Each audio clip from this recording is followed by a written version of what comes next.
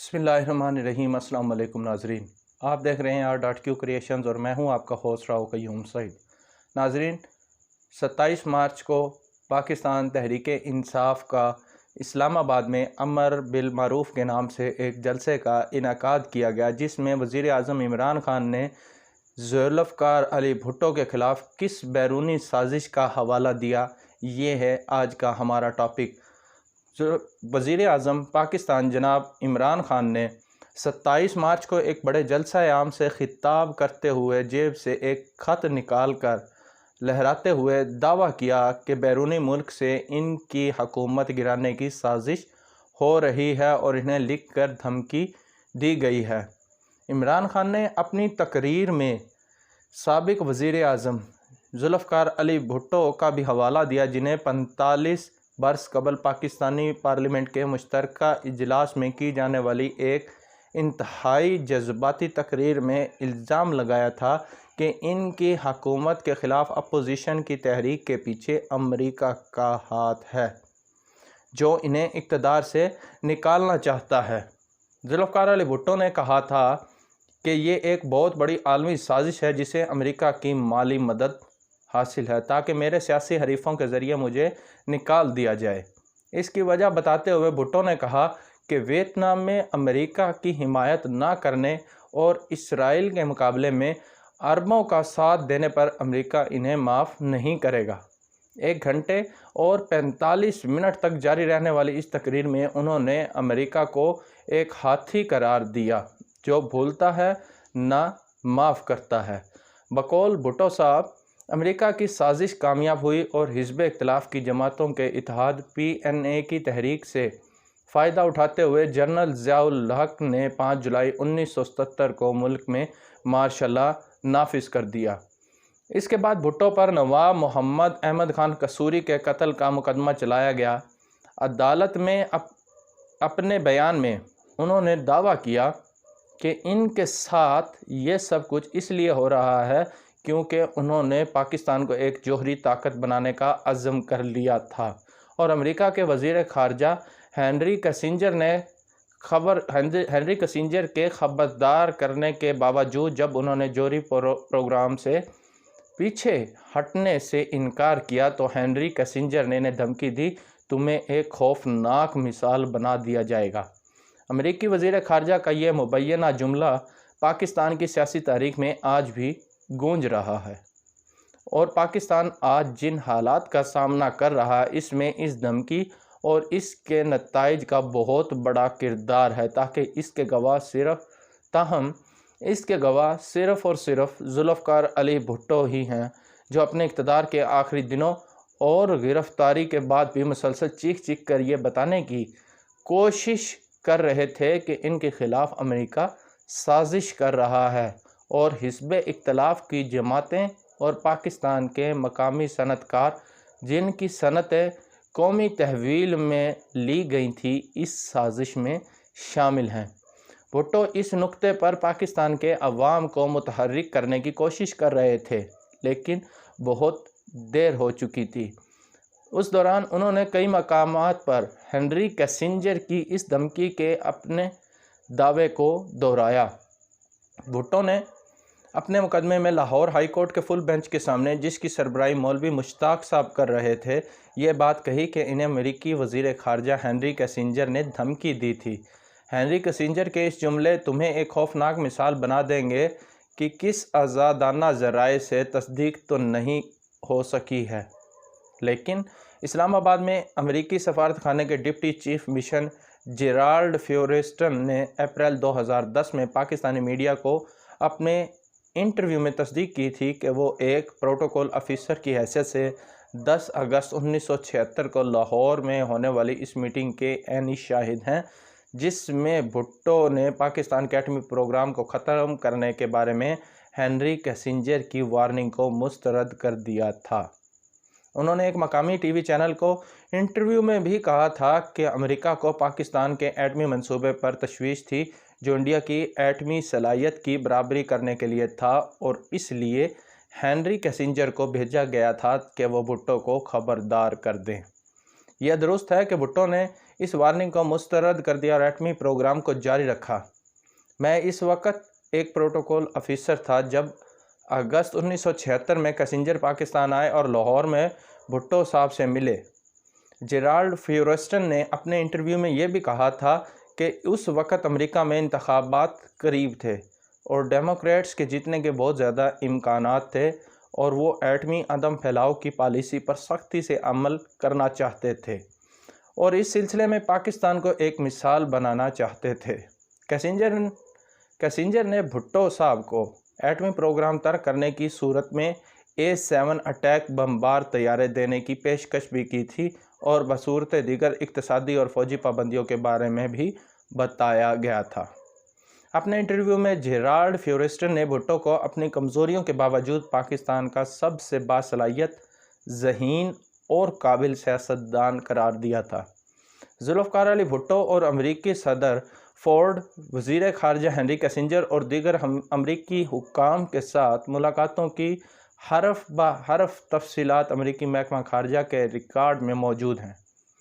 इस रिकॉर्ड में ये जुमला तो नहीं मिलता कि हम तुम्हें एक खौफनाक मिसाल बना देंगे, लेकिन इसमें दिलचस्प मकालमात हैं जिनसे भुट्टो के मुख्तलिफ मामलात पर गिरफ्त का अंदाज़ा होता है।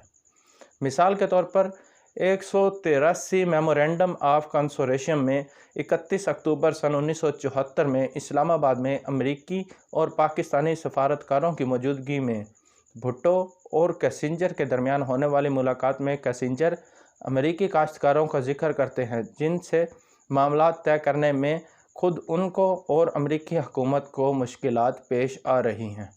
कैसिंजर कहते हैं कि अमरीकी काश्तकारों को मुल्क में इजाफी पैदावार के माहौल में अपनी अशिया एक फ्री मार्केट में बेचने की आदत है, जबकि इस वक्त हालात मुख्तलिफ और मुल्क में वसाइल को मुख्तस करने का मसला है।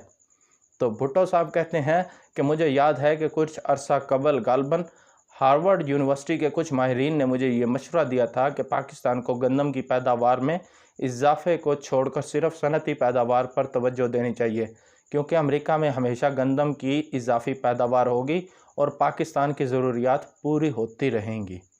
जेराल्ड फ्यूरेस्टन के अलावा अमेरिका के साबिक अटार्नी जनरल रामसे क्लार्क ने अपने एक मजमून में लिखा था कि मैं साजिशी थ्योरीज़ पर तो यकीन नहीं रखता, लेकिन चिली और पाकिस्तान में होने वाले फसादात में बड़ी मुमासलत है।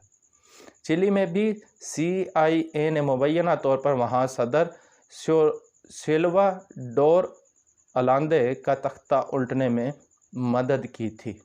रामसे क्लार्क, जिन्होंने भुट्टो पर चलने वाले मुकदमे को खुद देखा था, लिखा कि एक मजाक मुकदमा जो एक कैंगरू कोर्ट में लड़ा गया। रामसे क्लार्क जुल्फ़िकार अली भुट्टो का मुकदमा लड़ना चाहते थे और इस सिलसिले में पाकिस्तान गए थे, लेकिन इन्हें जनरल ज़ियाउल हक साहब ने उसकी इजाज़त ना दी। उन्होंने भुट्टो की फांसी को कानूनी सियासी कत्ल करार दिया था। रामसे क्लार्क का इस साल 9 अप्रैल को 93 वर्ष की उम्र में इंतकाल हो गया था। अली जाफ़र ज़ैदी पाकिस्तान पीपल्स पार्टी के इब्तदाई कारकुनों में से एक हैं जो जुल्फ़िकार अली भुट्टो के करीब रहे। वो मार्च 1968 में पाकिस्तान पीपल्स पार्टी के बवफ़्त रोज़ा नज़रियाती जरीदे नुसरत के पहले मदीर मुकर्रर किए गए, जबकि हनीफ रामी इसके मदीर आला थे। अली जाफ़र ज़ैदी इस जरीदे की 5 साल तक मदीर रहे और वो एक किताब अंदर जंगल बाहर आग नामी किताब के भी मुसन्निफ़ हैं। उन्होंने इन वाक़यात का पस मंज़र बताते हुए कहा कि इन दिनों अमेरिका के सदर रिचर्ड निक्सन और भुट्टो साहब की तो बहुत अच्छी दोस्ती थी। इसके बाद जब सदर फोर्ड आए तो हेनरी कैसिंजर इनके सिक्योरिटी एडवाइज़र और वज़ीर ख़ारिजा थे। ये बात है सन 1976 की, जब अमेरिका में सदारती इंतखाबात की तैयारियां हो रही थीं और जिमी कार्टर भी सदारत की दौड़ में शामिल थे। जिमी कार्टर 2 बातों पर पाकिस्तान के ख़िलाफ़ थे, एक एटमी प्रोग्राम और दूसरे इंसानी हकूक़ की सूरत हाल पर। अली जाफ़र ज़ैदी कहते हैं कि भुट्टो साहब ने अदालत में अपने बयान में बताया कि हेनरी कैसिंजर ने कहा कि अगर आपने रीप्रोसेसिंग प्लांट के माहिदे को मनसूख, तब्दील या मुअत्तल ना किया تو ہم آپ کو ایک خوفناک مثال بنا دیں گے، جس کے جواب میں بھٹو صاحب نے کہا تھا کہ اپنے ملک کی خاطر، پاکستان کے عوام کی خاطر میں اس بلیک میلنگ اور دھمکی کو نہیں مانوں گا۔ اس سے پہلے سن 1974 میں جب انڈیا نے اسمائلنگ بدھا کے نام سے ایٹم بم کا تجربہ کیا تو بھٹو صاحب نے ہنری کیسنجر سے اپنے خدشات اور تحفظات کا اظہار کیا تھا اور کہا تھا کہ پاکستان کی سالمیت اور بقا کو خطرہ ہے، جس کے جواب میں کیسنجر نے کہا کہ جو ہونا تھا ہو چکا، اب پاکستان کو اس حقیقت کے ساتھ گزارا کرنا ہوگا۔ علی جعفر زیدی کہتے ہیں کہ بھٹو اس کے بعد پاکستان کے جوہری پروگرام کے بارے میں مزید سنجیدہ ہو گئے، جس پر وہ پہلے سے زیادہ کام کر رہے تھے۔ سن 1965 کی جنگ کے بعد بھٹو صاحب کے ایوب خان سے اختلافات ہو گئے تھے اور سن 1965 ہی میں وہ ویانا گئے تو وہاں doctor Munir Ahmad Khan international atomic energy IAEA میں سینئر پوزیشن میں تھے۔ انہوں نے بھٹو صاحب سے کہا کہ انڈیا نے اپنے جوہری پروگرام کے ذریعے ایٹم بم بنانے کی تیاری شروع کر دی ہے۔ علی جعفر زیدی کے مطابق بھٹو نے اس وقت سے جوہری منصوبے پر اپنا ذہن تیار کر لیا تھا۔ بھٹو بنیادی طور پر ایک پاکستانی قوم پرست تھے۔ وہ پاکستان پر انڈیا کے تسلط کو کسی بھی طرح قبول کرنے کو تیار نہ تھے، چنانچہ سن 1965 سے ہی جوہری پروگرام سے متعلق وہ ذہنی طور پر تیار ہو چکے تھے۔ علی جعفر زیدی کے مطابق سن 1972 میں بھٹو نے ڈاکٹر منیر احمد خان کو قائل کیا اور انہیں پاکستان انسٹی ٹیوٹ of nuclear science and technology کا چیئرمین بنا دیا اور ڈاکٹر عبدالسلام صاحب کو سائنس اینڈ ٹیکنالوجی کا مشیر مقرر کر دیا۔ اس طرح ملک کے جوہری پروگرام پر تیزی سے کام شروع ہوا۔ جب میں نے قائد اعظم یونیورسٹی کے لیے کام کرنا شروع کیا تو پاکستان انسٹی ٹیوٹ of nuclear science and technology university سے منسلک ایک ادارہ تھا۔ کیونکہ یونیورسٹی کی پلاننگ اور ڈیولپمنٹ میری ذمہ داری تھی، اس لیے اس انسٹیٹیوٹ کی پلاننگ اور ڈیولپمنٹ بھی میری ذمہ داری تھی۔ انسٹیٹیوٹ کی ساری ڈیولپمنٹ گرانٹ اور 5 ایئر پلان وغیرہ میرے ذریعے ہی حکومت تک جاتے تھے۔ اس میں کیونکہ سیکیورٹی اور حساس معاملات کافی زیادہ تھے، اس لیے بھٹو صاحب نے بعد میں وہ انسٹیٹیوٹ براہ راست اپنے ماتحت کر لیا تھا۔ یعنی قائد اعظم یونیورسٹی جو اس وقت اسلام آباد یونیورسٹی ہوا کرتی تھی، اس سے علیحدہ کر کے ایک آزاد ادارہ بنا کر اپنے ماتحت کر لیا تھا۔ میں جب ہفتہ روزہ جریدہ نصرت کا ایڈیٹر تھا تو بھٹو صاحب کی بہت سی تحریروں کا اردو میں ترجمہ خود کیا کرتا تھا۔ انہوں نے میتھ آف انڈیپینڈنس نامی کتاب سن 1970 میں لکھی، جس کا اردو ترجمہ میں نے کیا۔ اس کتاب میں بھٹو صاحب نے لکھا کہ اگر ہم نے اپنا ایٹمی پروگرام صرف پرامن مقاصد کے لیے جاری رکھا اور انڈیا نے ایٹمی ہتھیاروں میں برتری حاصل کر لی تو وہ ہمیں بلیک میل کرتا رہے گا۔ انڈیا کو پاکستان کی ایئر فورس پر برتری حاصل ہو جائے گی اور پاکستانی شمالی علاقہ جات اور کشمیر سے ہاتھ دھو بیٹھے گا، جبکہ باقی پاکستان کو نسلی بنیادوں پر تقسیم کر کے چھوٹی چھوٹی ریاستوں میں بانٹ کر ختم کر دیا جائے گا۔ علی جعفر زیدی کا کہنا تھا کہ پاکستان میں ایک ادارہ اٹامک انرجی کمیشن تو سن 1957 سے بنا ہوا تھا، لیکن اس کا مقصد توانائی کا حصول تھا، جبکہ بھٹو صاحب تو بھارت کے مقابلے میں ایٹم بم حاصل کرنا چاہتے تھے۔ یہ سب امریکہ اور یورپ کی انٹیلیجنس ایجنسیوں کو بھی معلوم تھا، اس لیے پاکستان کا ایٹمی پروگرام ان ممالک کی نظر میں ایک خطرہ تھا اور خطرے کو دور کرنے کی کوشش بھی کی گئی۔ سن 1976 اور 77 میں جب بھٹو کی حکومت کے خلاف PNA کی تحریک چل رہی تھی تو امریکہ میں جمی کارٹر صدر بن چکے تھے اور ہنری کیسنجر کی جگہ سائرس وینس وزیر خارجہ تھے۔ بہت سے سیاسی مبصرین کا خیال ہے کہ حزب اختلاف کی تحریک کو امریکی حمایت حاصل تھی۔ امریکی صدر جمی کارٹر PNA کی تحریک کو انسانی حقوق کی تحریک قرار دیتے تھے اور کہتے تھے کہ بھٹو اس تحریک کو کچلنا چاہتے ہیں۔ اس تحریک کو امریکہ کی مالی مدد حاصل تھی اور اصل میں سارا معاملہ پاکستان کے جوہری ایٹمی پروگرام سے متعلق تھا۔ جس روز بھٹو صاحب نے پارلیمنٹ کے مشترکہ اجلاس سے خطاب کیا اور امریکہ پر الزام لگایا کہ وہ ان کی حکومت کو ختم کرنا چاہتا ہے، اس کے غالباً دوسرے روز میں اور ڈاکٹر سعید شفقت پنڈی میں ایک ریسٹورنٹ کی طرف جا رہے تھے جہاں ایک صاحب نے ہمیں چائے کی دعوت دی ہوئی تھی۔ ہم صدر میں پیدل ہاتھی چوک سے ایڈورڈ روڈ کی طرف جا رہے تھے کہ اچانک ہی بھٹو صاحب وہاں پہنچ گئے اور اپنی کار سے باہر نکلے اور مجھ سے میرا حال احوال دریافت کیا۔ اتنے میں انہیں دیکھ کر لوگ وہاں جمع ہو گئے۔ بھٹو صاحب نے وہاں ایک چھوٹی سی تقریر کی۔ اس تقریر کے دوران انہوں نے اس وقت کے امریکی وزیر خارجہ سائرس وینس کا ایک خط بھی لہرایا جس میں بھٹو صاحب کو ایک مرتبہ پھر دھمکی دی گئی تھی۔ خط لہراتے ہوئے انہوں نے وہاں موجود لوگوں سے کہا کہ دیکھو، مجھے ہی خطرہ نہیں بلکہ پاکستان کو بھی خطرہ ہے۔ علی جعفر زیدی اس وقت کو یاد کرتے ہوئے کہتے ہیں کہ بھٹو صاحب بتاتے پھر رہے تھے کہ خدا کے لیے اس تحریک کو سمجھو کہ اس کے پیچھے امریکہ ہے۔ یہ تحریک اس لیے شروع ہوئی ہے کیونکہ میں نیوکلیئر پروگرام کو ختم کرنے سے انکار کر رہا ہوں۔ اس کے علاوہ بھٹو کا ایک قصور یہ بھی تھا کہ انہوں نے سن 1974 میں اسلامی ممالک کے اہم رہنماؤں کو اکٹھا کیا اور اسلام آباد میں اسلامی کانفرنس کی۔ اس کانفرنس میں جو قراردادیں منظور ہوئیں کہ مسلم دنیا کی اپنی کرنسی ہو، اپنی پارلیمنٹ ہو، تیل کی قیمتیں مسلم ممالک خود طے کریں وغیرہ وغیرہ، یہ باتیں امریکہ کے لیے قابل قبول نہیں تھیں۔ لیکن سوال یہ ہے کہ ایک عوامی لیڈر بھٹو عوام کو متحرک کیوں نہ کر سکے؟ علی جعفر زیدی کہتے ہیں کہ پیپلز پارٹی کے انتخابات جیتنے کے بعد لاکھوں کی تعداد میں کنونشنل لیگ اور دوسری لیگوں کے لوگ پیپلز پارٹی میں شامل ہو رہے تھے۔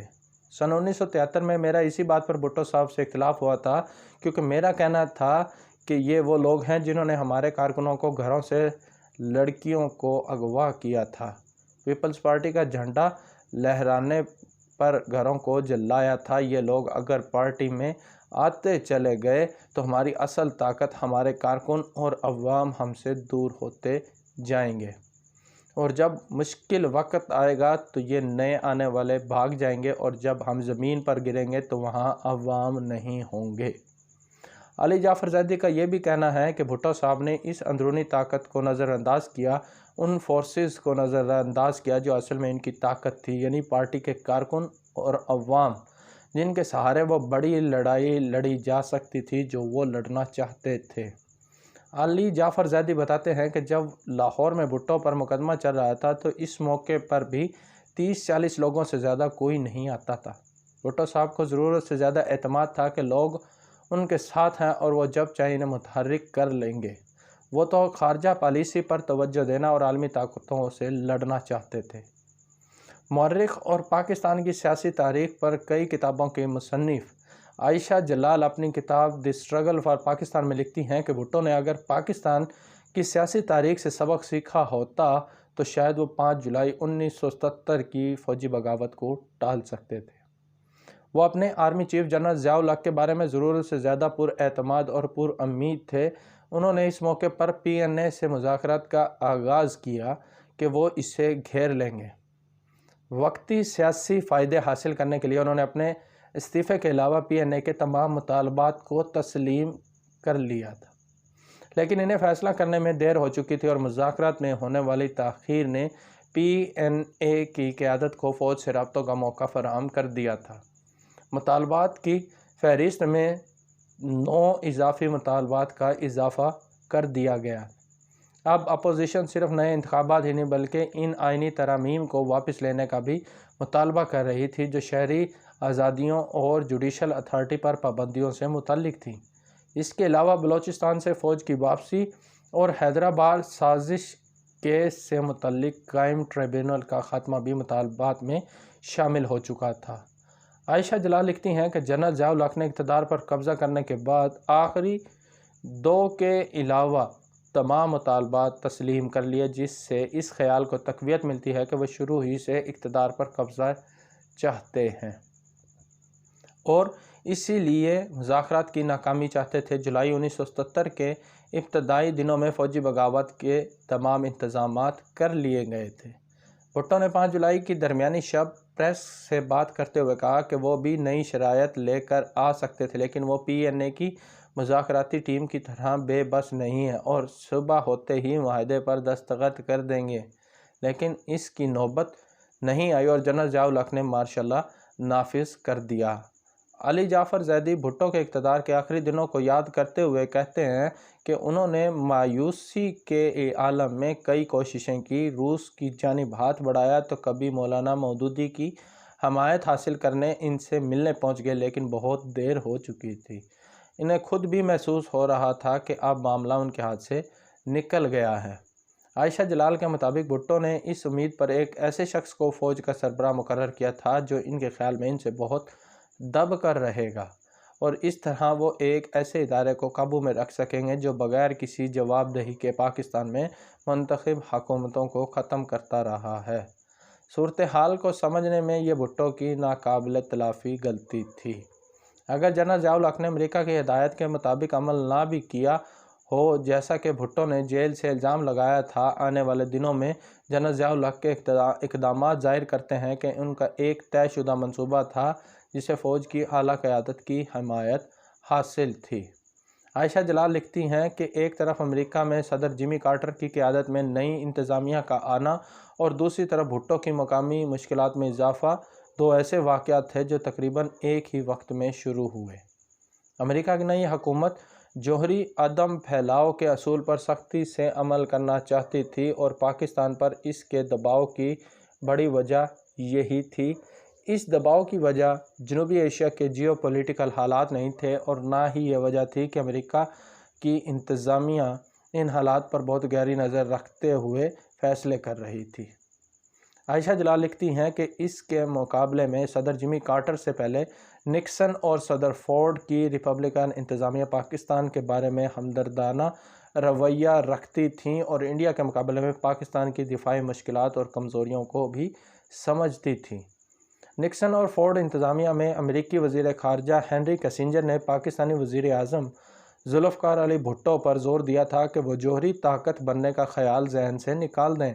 جب وہ پاکستان کو فرانس سے نیوکلیئر ری پروسیسنگ پلانٹ کا معاہدہ منسوخ کروانے پر قائل نہ کر سکے تو انہوں نے خبردار کیا اور کہا کہ نئی انتظامیہ اس معاہدے کو ختم کروانے کی بھرپور کوشش کرے گی اور اس سلسلے میں پاکستان کو ایک مثال بنا دیا جائے گا۔ پاکستان کی سیاسی تاریخ پر نظر رکھنے والے کئی تجزیہ کاروں کے خیال میں ذوالفقار علی بھٹو کی بڑی سیاسی غلطیوں میں بلوچستان میں قبائلی تحریک کو کچلنے کے لیے فوج کو بلانا، نیشنل عوامی پارٹی کی مخلوط صوبائی حکومت کو ختم کرنا اور خود اپنی پارٹی کو نچلی سطح پر منظم نہ کرنا وہ اقدامات تھے جن کی وجہ سے جب ان پر مشکل وقت آیا تو وہ حالات کا مقابلہ کرنے کے لیے عوامی حمایت حاصل نہ کر سکے۔ بھٹو صاحب کے دعووں کے مطابق ہنری کسنجر نے انہیں جو دھمکی دی تھی کہ تمہیں ایک خوفناک مثال بنا دیں گے، پاکستان کے اس سب سے مقبول اور متنازع سیاستدان کی شاید اپنی غلطیوں کی وجہ سے بھی امریکہ کو اس مبینہ دھمکی پر عمل درآمد میں آسانی ہوئی ہوگی۔ تو ناظرین، یہ وہ دھمکی ہے جس کا وزیر اعظم پاکستان جناب عمران خان صاحب نے آج کے روز جلسہ کے اندر خطاب کرتے ہوئے اشارہ کیا اور جو خط لہرایا ہے کہ دھمکی آمیز لیٹر آیا ہے، تو وہ ہو سکتا ہے وہ اسی طرح کی کوئی دھمکی ہو۔ امید ہے آپ کو ہماری یہ کاوش پسند آئی ہوگی۔ Thank you. اللہ حافظ۔